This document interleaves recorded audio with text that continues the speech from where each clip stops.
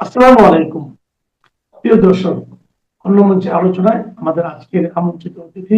ইউনূস বুঝেছিলেন যে তিনি ক্ষমতা ছেড়ে দিলেও তার বিশেষ নিরাপত্তার প্রয়োজন হবে বাংলাদেশে ঘুরে বেড়াতে কিংবা বিদেশে যেতেও, কারণ পৃথিবীর কোন বিমানবন্দরে বলুন বাংলাদেশিরা নাই, কিংবা পৃথিবীর কোন দেশে বলুন বাংলাদেশি প্রবাসীরা নাই। তার সরকারের বিভিন্ন মন্ত্রী কিংবা পারিষদ বর্গের যে ধরনের পরিস্থিতি বিদেশে ভ্রমণে গিয়ে হয়েছে, তাতে সম্ভবত ডক্টর মোহাম্মদ ইউনূস ঠিক করে রেখেছিলেন যে তিনি এই প্রোটোকলটা পারলে সারা জীবন ভোগ করবেন। বাংলায় একজন যখন অন্যজনকে বুদ্ধির চালে হারিয়ে দেয়, তখন শেরের ওপর শোয়া শের, তুমি চলো ডালে ডালে আমি চলি পাতায় পাতায়, এরকম নানা রকম প্রবাদ আছে। তারেক রহমান সরকার, প্রধানমন্ত্রী তারেক রহমান আজকে এমন একটা চাল চেলেছেন যে সেসব প্রবাদ মনে না করে কোনো উপায় নাই। প্রধান উপদেষ্টা থাকাকালে ডক্টর মোহাম্মদ ইউনূস ক্ষমতা ছাড়ার আগে একেবারে নিজের কার্যালয় থেকে নিজের কার্যালয়ের সচিবকে দিয়ে সই করিয়ে এমন একটা প্রজ্ঞাপন জারি করিয়ে গিয়েছিলেন যাতে কিনা আগামী বছর ফেব্রুয়ারি পর্যন্ত তার বাংলাদেশের অতি গুরুত্বপূর্ণ ব্যক্তি বা very very important person VVIP মর্যাদা মেয়াদ থাকবার কথা, যার আওতায় তিনি এখনো এসএসএফ সুবিধা পাচ্ছেন, প্রেসিডেন্ট গার্ড রেজিমেন্টের সুবিধা পাচ্ছেন। মানে বাংলাদেশের প্রধানমন্ত্রী রাষ্ট্রপতি যে সুবিধা সাধারণত পেয়ে থাকেন। শুধু তাই নয়, ডক্টর ইউনূস বিদেশে গেলে এমনকি দূতাবাসগুলোর পূর্ণাঙ্গ প্রোটোকল পাচ্ছেন এবং পাচ্ছেন নিরাপত্তা সুবিধাও।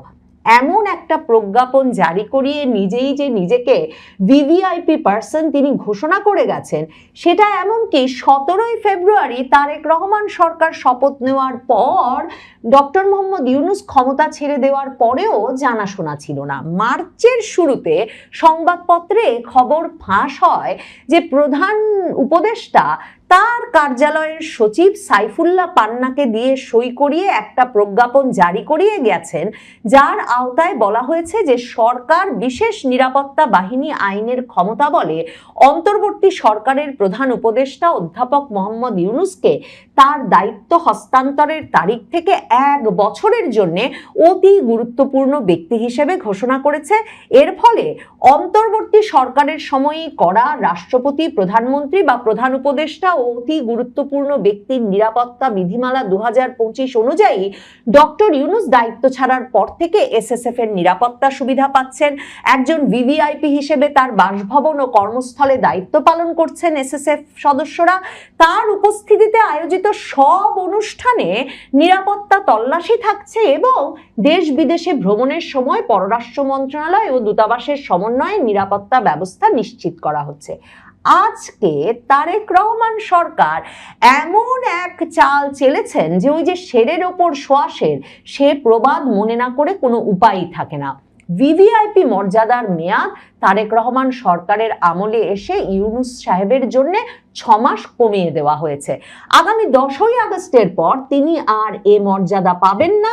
এরপর থেকে তাকে একজন বাংলাদেশের সাধারণ নাগরিকের মতোই চলাফেরা করতে হবে। এই খবরটি সংবাদ মাধ্যমে সরকারের একাধিক উচ্চ পর্যায়ের সূত্র নিশ্চিত করেছে বলে এখন বাংলাদেশের সংবাদ মাধ্যমগুলোতে খবর বেরিয়েছে।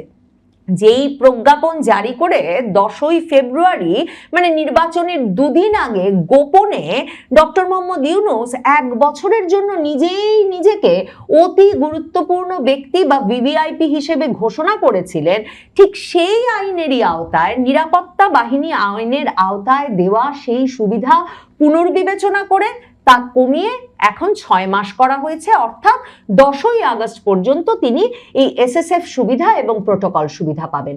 10ই আগস্টের পর তাহলে ডক্টর মোহাম্মদ ইউনূস কি করবেন? ডক্টর মোহাম্মদ ইউনূসের সঙ্গে প্রধানমন্ত্রী তারেক রহমানের হঠাৎ কি ঘটলো? প্রধানমন্ত্রী তারেক রহমান যে ডক্টর মোহাম্মদ ইউনূসের এই ভিভিআইপি স্ট্যাটাসকে কিছু মাত্র গুরুত্ব দিচ্ছেন না, সেটা কিন্তু ঈদের দিনে তারেক রহমান যে যমুনায় শুভেচ্ছা বিনিময়ের আয়োজন করেছিলেন, করেছেন বিশিষ্ট ব্যক্তিদের সঙ্গে সেই দিনই পরিষ্কার হয়ে গেছে। ডক্টর মোহাম্মদ ইউনূসের যেই বিগলিত ভিডিও তারপর সামাজিক যোগাযোগ মাধ্যমে ছড়িয়ে পড়েছিল, সেখানে দেখা যায় যে সব দন্ত বিকশিত করে ডক্টর মোহাম্মদ ইউনূস তারেক রহমানকে বলছেন যে যমুনার গেইটে, যে যমুনা নাকি তিনি তার কয়েক সপ্তাহ মাত্র আগে ছেড়ে গেছেন, সেই যমুনার গেইটে প্রধানমন্ত্রী তারেক রহমানের সাক্ষাৎ পেতে তাকে 1.5 ঘন্টার বেশি অপেক্ষা করতে হয়েছে। তো রাষ্ট্রের একজন ভিভিআইপি ব্যক্তিত্ব, ভেরি ভেরি ইম্পর্টেন্ট পার্সন, অতি গুরুত্বপূর্ণ ব্যক্তি যখন এসএসএফ এবং প্রেসিডেন্ট গার্ড রেজিমেন্টের নিরাপত্তা প্রোটোকলের মধ্যে 1.5 ঘন্টা ধরে তারেক রহমানের সঙ্গে দেখা করতে আসা তার দলীয় নেতা কর্মী, দেশের বিশিষ্ট নাগরিক থেকে সাধারণ নাগরিকদের সঙ্গে অপেক্ষায় থাকেন, তখন বুঝতে অসুবিধা হয় না বাংলাদেশের বর্তমান প্রধানমন্ত্রী ইউনূসের নিজেকেই নিজে দেওয়া ওই ভিভিআইপি স্ট্যাটাসকে পাত্তা দেন না, কিংবা তিনি ওই বার্তাটি সেই ভিভিআইপি ব্যক্তিকে দিয়ে দিতে চান যে প্রধানমন্ত্রী মনে করেন না তিনি ভিভিআইপি প্রোটোকল পেয়ে প্রধানমন্ত্রীর সঙ্গে সরাসরি সাক্ষাৎ করার জন্য যোগ্যতার অধিকারী। মানে এই VVIP, very very important person, বাংলাদেশে কে? বাংলাদেশে ঐতিহ্যগতভাবে প্রেসিডেন্ট এবং প্রধানমন্ত্রী এই দুজন এই ভিভিআইপি সুবিধা, এসএসএফ প্রোটোকল এবং প্রেসিডেন্ট গার্ড রেজিমেন্টের সুবিধা পেয়ে আসেন। এই যে ইউনূস নিজেই নিজেকে 1 বছরের সুবিধাটা দিয়েছেন, সেটার যুক্তি হিসেবে তার প্রেস সচিব শফিক সংবাদ মাধ্যমকে বলেছিলেন বটে যে এর আগে 2001 সালে ক্ষমতা ছাড়ার সময় তত্ত্বাবধায়ক সরকারের উপদেষ্টা লতিফুর রহমানও এ কাজ করেছিলেন, কিন্তু সেই ঘটনা ছাড়া শেখ হাসিনা, খালেদা জিয়া কেউই এমনকি প্রধানমন্ত্রিত্ব ছেড়ে 1 বছরের জন্য এসএসএফ সুবিধা ধরে রেখেছেন বা কোনো বিশেষ নিরাপত্তা সুবিধা ধরে রেখেছিলেন, বাংলাদেশের ইতিহাসে এই রেকর্ড নাই। এই সুবিধাটি একেবারেই বাংলাদেশের প্রধানমন্ত্রী এবং বাংলাদেশের প্রেসিডেন্টের জন্য নির্ধারিত ছিল। ইউনূস আমলেই এমন একটা আইন আনা হয়, এই কথাটা মাথায় রেখেই সম্ভবত, যে ইউনূস বুঝেছিলেন যে তিনি ক্ষমতা ছেড়ে দিলেও তার বিশেষ নিরাপত্তার প্রয়োজন হবে বাংলাদেশে ঘুরে বেড়াতে কিংবা বিদেশে যেতেও, কারণ পৃথিবীর কোন বিমানবন্দরে বলুন বাংলাদেশিরা নাই, কিংবা পৃথিবীর কোন দেশে বলুন বাংলাদেশি প্রবাসীরা নাই। তার সরকারের বিভিন্ন মন্ত্রী কিংবা পারিষদ বর্গের যে ধরনের পরিস্থিতি বিদেশে ভ্রমণে গিয়ে হয়েছে, তাতে সম্ভবত ডক্টর মোহাম্মদ ইউনূস ঠিক করে রেখেছিলেন যে তিনি এই প্রোটোকলটা পারলে সারা জীবন ভোগ করবেন।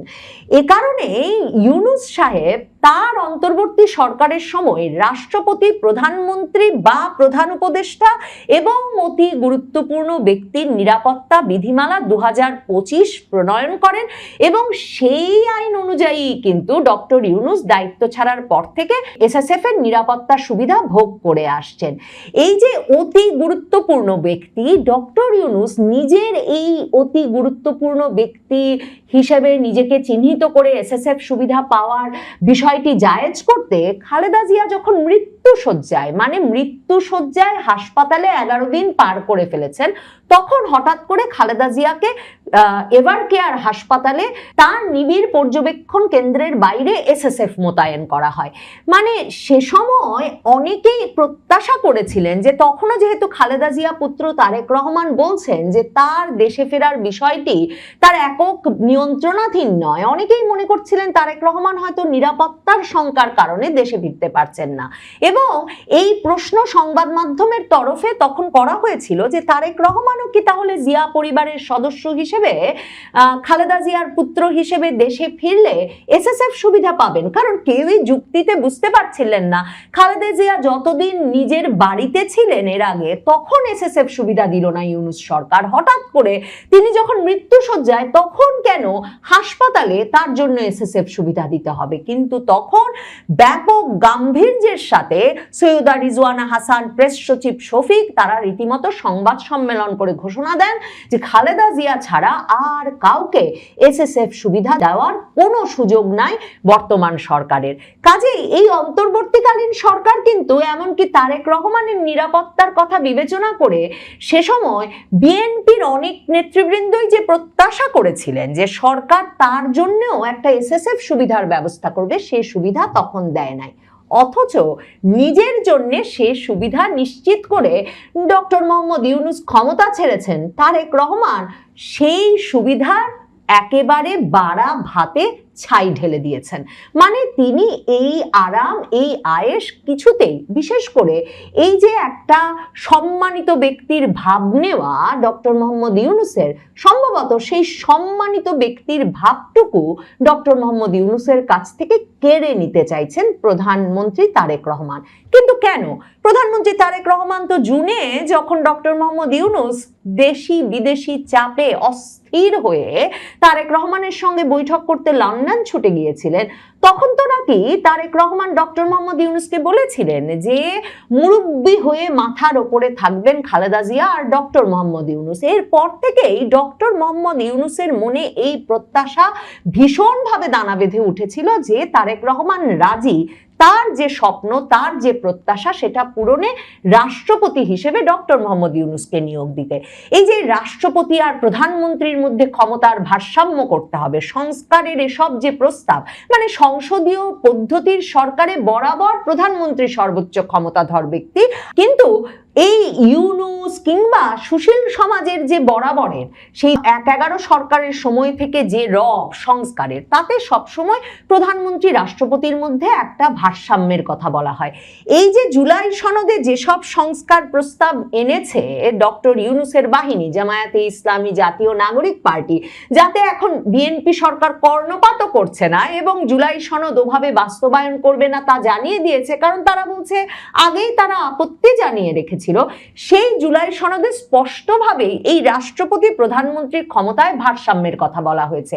রাষ্ট্রপতি কি কি নিয়োগ দিতে পারবেন প্রধানমন্ত্রীর পরামর্শ ছাড়া, সেসব যেভাবে নির্ধারিত হয়েছে সেখানে, এবং যে ধরনের ব্যক্তিকে রাষ্ট্রপতি পদে নিয়োগের কথা বলা হয়েছে জুলাই সনদে, মানে যিনি কিনা দলের ব্যক্তি হবেন না, কোনো দলীয় ব্যক্তি হবেন না, সরকারি দল বিরোধী দল সকলেই যাকে মেনে নেবেন এমন একজন ব্যক্তিকেই শুধুমাত্র রাষ্ট্রপতি করতে হবে, এসব যে প্রস্তাব দেওয়া হয়েছে জুলাই সনদে, সেগুলো যে ইউনূসকে মাথায় রেখেই করা হয়েছে তা একরকম পরিষ্কার ছিল।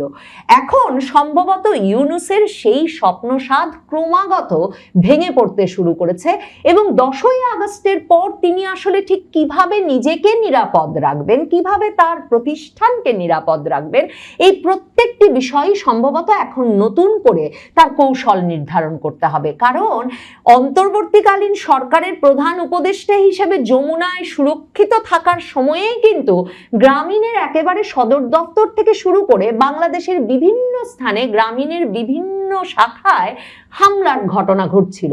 কাজেই তখন থেকেই এই আলাপটা বাংলাদেশের টেলিভিশনের বিভিন্ন টক শোতে বিভিন্ন আলোচকেরা তুলছিলেন যে ইউনূসের আমলে যে ধরনের মবের ঘটনা ঘটেছে, যখন যেখানে যার বাড়িতে ইচ্ছা ঢুকে আগুন দেওয়া হয়েছে, লুটপাট করার ঘটনা ঘটেছে, ইউনূস সাহেব নিজে যে এর শিকার হবেন না তা কে বলতে পারে?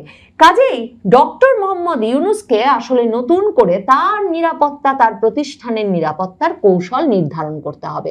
তবে তারেক রহমান কত চমকিত দেখালেন, মানে তারেক রহমানের ওপর তো নাকি এই চাপও ছিল এবং এইরকম একটা প্রতিশ্রুতি দিয়েই তিনি এসেছিলেন যে তিনি একটা অন্তর্ভুক্তিমূলক রাজনীতি সৃষ্টি করবেন। আওয়ামী লীগের রাজনৈতিক কার্যক্রমে যে নিষেধাজ্ঞা ইউনূস আরোপ করেছেন, সেই নিষেধাজ্ঞা তিনি আর বর্ধিত করবেন না, কিন্তু তিনি তো সেই অধ্যাদেশকে বরং আইনে পরিণত করেছেন।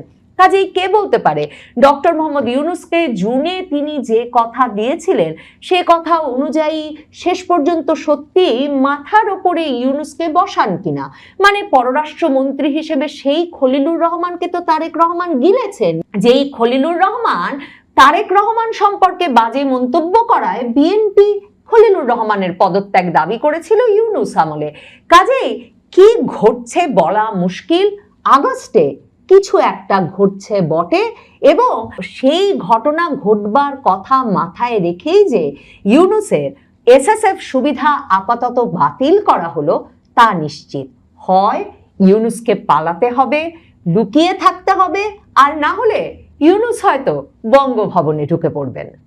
মিয়ানমার থেকে নির্যাতনের শিকার হয়ে বাংলাদেশে আশ্রয় নেওয়া রোহিঙ্গা জনগোষ্ঠীর বিষয়টি আসলে মানবিক।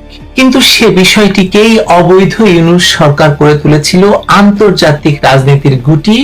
আর ইউনূস সরকারের বর্ধিত সংস্করণ তারেক রহমানের সরকার ক্ষমতা পেয়ে তাদেরকে পাসপোর্ট দিয়ে রীতিমতো শরণার্থী থেকে বাংলাদেশের নাগরিক বানিয়ে দিচ্ছে। প্রশ্ন হলো, বিএনপি তাদেরকে নাগরিকত্ব দেওয়ার এখতিয়ার রাখে কিনা? দেশটা তো কারো বাপের না যে চাইলেই কাউকে পাসপোর্ট দিয়ে দেওয়া যাবে। অবৈধ ইউনূস সরকারের প্রধান উপদেষ্টা ইউনূস বলেছিলেন পরের ঈদে নাকি রোহিঙ্গারা রাখাইনে গিয়ে ঈদ করবে।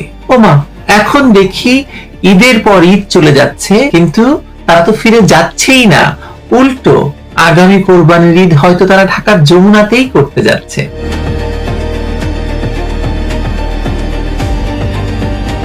আজকে রাষ্ট্রের একজন সচেতন নাগরিক এবং রাজনৈতিক বিশ্লেষক হিসাবে অত্যন্ত ক্ষোভ এবং উদ্বেগের সাথে আমাকে এই বিষয়টি নিয়ে কথা বলতেই হচ্ছে। সম্প্রতি আমরা জানতে পেরেছি স্বরাষ্ট্র মন্ত্রণালয় ঢাকায় নিযুক্ত সৌদি রাষ্ট্রদূতের সাথে বর্তমান সরকারের স্বরাষ্ট্রমন্ত্রী সালাউদ্দিন আহমেদের একটি বৈঠক অনুষ্ঠিত হয়েছে। সেই বৈঠকের পর অত্যন্ত গর্ব ভরে জানানো হলো যে সৌদি আরবে অবস্থানরত ৬৯,০০০ রোহিঙ্গাকে বাংলাদেশি পাসপোর্ট দেওয়ার প্রক্রিয়া শুরু হয়েছে এবং এরই মধ্যে ২২,০০০ রোহিঙ্গাকে পাসপোর্ট বুঝিয়ে দেওয়া হয়েছে। ৬৯ এবং ২২ এই দুটি সংখ্যা আপনি মনে রাখুন। ৬৯ সঙ্গে পুরো পরিবার রয়েছে, যাদের এক একজনের 10 জন 12 জন করে সন্তান হলে কত হতে পারে সংখ্যাটি আপনার মাথায় রাখা দরকার। এই যে প্রক্রিয়া দ্রুত করতে নাকি বাংলাদেশ থেকে বিশেষ টিমও এখন সৌদি আরবে অবস্থান করছে। কথাগুলো শুনলে মনে হতে পারে যে সরকার যেন পাসপোর্ট নামের এই গুরুত্বপূর্ণ রাষ্ট্রীয় দলিলটিকে মুদি দোকানের কোনো সস্তা পণ্য বানিয়ে ফেলেছে। রাষ্ট্রের সর্বোচ্চ নথিপত্র, যা একজন ব্যক্তির নাগরিকত্বের সবচেয়ে বড় প্রমাণ, সেটি স্রেফ বিদেশি চাপের মুখে অন্য দেশের নাগরিকদের হাতে তুলে দেওয়া হচ্ছে। এই অধিকার বর্তমান ক্ষমতাসীনদেরকে কে দিয়েছে আপনি বলুন তো? এই যে 2026 সালের 12ই ফেব্রুয়ারিতে নির্বাচন হলো তথাকথিত, এই নির্বাচন কি এই ক্ষমতা তাকে দিয়েছে? দেয়নি। সংসদে আলোচনা হয়েছে? হয়নি। তাহলে আমাদের একটু পেছন ফিরে তাকানো দরকার।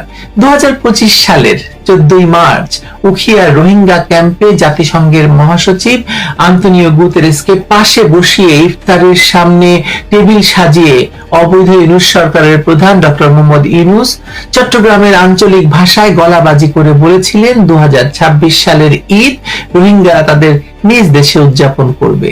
সেই সময় এই চটকদার কথার অনেকেই হাততালি দিয়েছিল।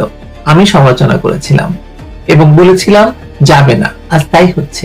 আজ 2026 সালের এপ্রিল মাস। কোথায় সেই প্রত্যাবাসন? ঈদ তো চলে গেল দুটোর মধ্যে। গত 1 বছরে একজন রোহিঙ্গাকেও তারা মিয়ানমারে ফেরত পাঠাতে পারেনি। উল্টো অযোগ্যতার সুযোগে গত 15 মাসে নতুন করে আরো 1.5 লক্ষ রোহিঙ্গা বাংলাদেশে অনুপ্রবেশ করেছে। এটা হচ্ছে সরকারি হিসেব।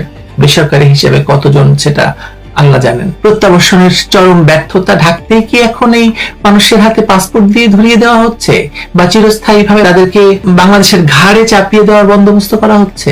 এই পুরো প্রক্রিয়ার পেছনে একটি গভীর এবং ভয়ঙ্কর রাজনৈতিক সমীকরণ রয়েছে। দেশে যে তথাকথিত গণ অভ্যুত্থান বা বিপ্লব সংগঠিত হয়েছিল, তার মূল উদ্দেশ্য কখনোই রাষ্ট্রের সংস্কার ছিল না, বরং রাষ্ট্রযন্ত্রকে অকার্যকর করে দেওয়াটাই ছিল প্রধান লক্ষ্য। এই আন্দোলনে যারা অংশ নিয়েছিল সেই সব জুলাই সন্ত্রাসী মূলত দেশের স্বাধীনতা এবং সার্বভৌমত্বের ভিত্তিমূলে আঘাত করেছে। আর তাদের তৈরি করা অরাজকতার পথ ধরেই পুনর্বাসিত হয়েছে যুদ্ধাপরাধীদের দল জামায়াত ইসলামী এবং তাদের ভয়ঙ্কর জঙ্গি সংগঠন ইসলামী ছাত্র শিবির এনসিপিও। আপনারা যদি গত কয়েক দশকের রাজনীতি বিশ্লেষণ করেন তাহলে দেখবেন এই যুদ্ধাপরাধী গোষ্ঠী সবসময় রোহিঙ্গাদের নিয়ে এক ধরনের আবেগীয় এবং ধর্মান্ধ রাজনীতি করে এসেছে। তাদের মূল লক্ষ্য এই বিশাল ছিন্নমূল জনগোষ্ঠীকে নিজেদের কট্টরপন্থী মতাদর্শে দীক্ষিত করে একটি স্থায়ী ভোট ব্যাংক এবং জঙ্গিবাদের রিজার্ভ ফোর্স হিসেবে গড়ে তোলা।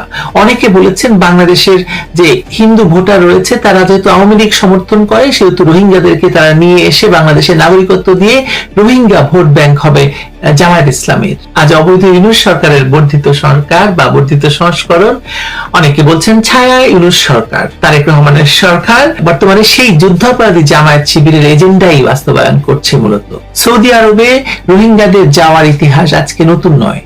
70-এর দশক থেকে তারা সেখানে যাচ্ছে। সেই সময় পাকিস্তানও অনেক রোহিঙ্গাকে আশ্রয় দিয়ে সৌদি আরবে পাঠিয়েছিল, কিন্তু পাকিস্তান রাষ্ট্র হিসেবে এতটা বোকা ছিল না। তারা তাদের দেওয়া পাসপোর্টে পরিষ্কারভাবে বিআর বা বার্মিজ রোহিঙ্গা লিখে দিয়েছিল, যাতে ভবিষ্যতে তাদের নাগরিকত্ব নিয়ে কোনো জটিলতা তৈরি না হয়। আর আমাদের দেশের শাসকরা কোনো ধরনের মার্কিং ছাড়াই তাদের পাসপোর্ট দিয়ে দিচ্ছে। আজ সৌদি আরব যখন সেই পুরনো পাসপোর্টধারীদের নবায়ন করার জন্য চাপ দিচ্ছে, কিংবা অবৈধ রোহিঙ্গাদের বৈধ পাসপোর্ট দেওয়ার জন্য চাপ দিচ্ছে, বর্তমান সরকার মেরুদণ্ডহীনের মতো সেই চাপে নতি স্বীকার করছে।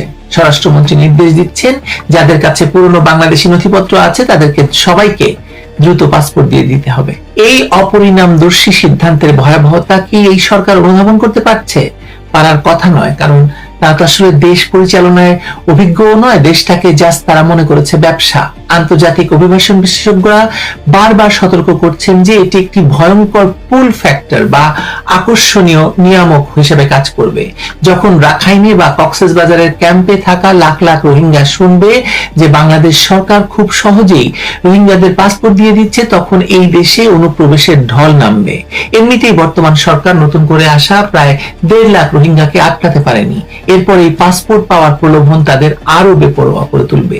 একজন রোহিঙ্গা যখন বাংলাদেশের পাসপোর্ট নিয়ে বিদেশে যায়, তখন সে আন্তর্জাতিক আইনে বাংলাদেশের নাগরিক। বিদেশে গিয়ে যদি সে কোনো অপরাধ বা অনৈতিক কর্মকাণ্ডে যুক্ত হয়, তার দায়ভার সরাসরি বাংলাদেশের উপর বর্তায়। আর রোহিঙ্গাদের অনেকেই আমরা জানি যে আন্তর্জাতিকভাবে বিখ্যাত কুখ্যাত জঙ্গি গোষ্ঠীর সঙ্গে সম্পৃক্ততা রয়েছে তাদের, এবং তাদেরকে আসলে জঙ্গি হিসেবে কাজেও লাগায় এই জামায়াত ইসলামীর মতো দলগুলো। অভিবাসী শ্রমিক প্রেরণের ক্ষেত্রে বিশ্বের অন্যতম বড় বাজার সৌদি আরব। সেখানে বাংলাদেশিদের শ্রমবাজার এমনিতেই নানা সংকটে জর্জরিত। এখন 69,000 রোহিঙ্গা যদি বাংলাদেশের পাসপোর্ট নিয়ে সেখানে স্থায়ী হয়, তবে আমাদের প্রকৃত রেমিটেন্স যোদ্ধাদের অধিকার এবং কর্মসংস্থান মারাত্মকভাবে হুমকির মুখে পড়বে। প্রবাসী কল্যাণ এবং বৈদেশিক কর্মসংস্থান মন্ত্রণালয়ের নতুন প্রতিমন্ত্রী মোহাম্মদ নুরুল হক নূর কিছুটা হলেও বাস্তবসম্মত কথা বলার চেষ্টা করেছেন। তিনি প্রকাশ্যে প্রশ্ন তুলেছেন যে যারা আমাদের দেশের নাগরিক না, তাদেরকে আমরা কেন পাসপোর্ট দেব? খুব ভ্যালিড প্রশ্ন। এটা তো রাষ্ট্রের মৌলিক অবস্থানের পরিপন্থী। কিন্তু স্বরাষ্ট্র মন্ত্রণালয়ের অতি উৎসাহের কাছে তার সেই যৌক্তিক প্রশ্ন ধোপে টিকছে না।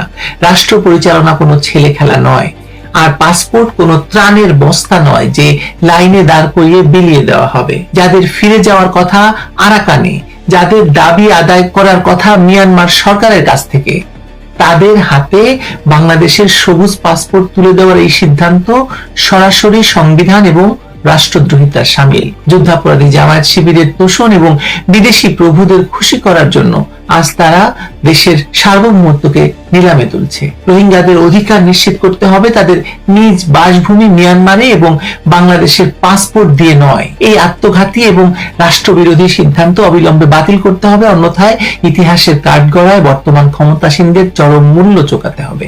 কারণ বাংলাদেশের পাসপোর্ট এদেশের 30 লাখ শহীদের রক্তে কেনা, কোনো অবৈধ সরকার বা তাদের বর্ধিত রাজনৈতিক দলের খামখেয়ালিপনা বাস্তবায়নের হাতিয়ার নয়। এখানে মানবিকতার আড়ালে রাষ্ট্রবিরোধী দুর্বলতা লুকোনো হচ্ছে। রোহিঙ্গারা নির্যাতিত, সেটি সত্য, কিন্তু বাংলাদেশও একটি সীমিত সম্পদের রাষ্ট্র। কক্সবাজারের জনসংখ্যা, পরিবেশ, নিরাপত্তা, মাদক, অস্ত্র, মানব পাচার, জঙ্গি ঝুঁকি সবকিছু ইতিমধ্যে চাপের মুখে। এই অবস্থায় পাসপোর্ট দিয়ে তাদের আন্তর্জাতিকভাবে বাংলাদেশি পরিচয় দেওয়া আত্মঘাতী সিদ্ধান্ত ছাড়া কিছু নয়।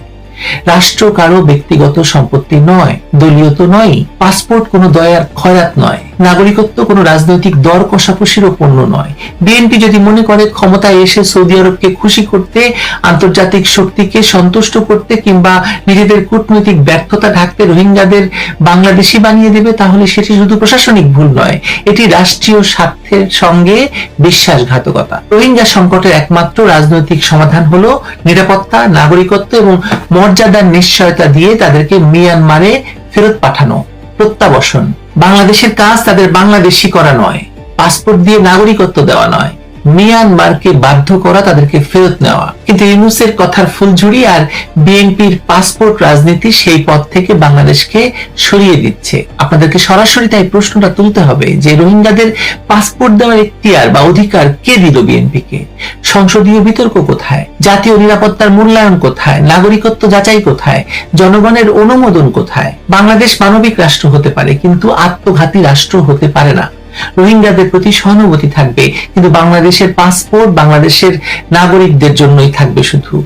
ক্ষমতা সাময়িক, রাষ্ট্র স্থায়ী। বিএনপি সরকার সেই স্থায়ী রাষ্ট্রীয় স্বার্থকে যদি ক্ষণস্থায়ী কূটনৈতিক চাপের কাছে বিক্রি করে দেয়, এই আত্মঘাতী সিদ্ধান্তের কারণে নিজেদের পতনই ত্বরান্বিত হবে শুধু, আর কিছু নয়। ভালো থাকবেন সবাই।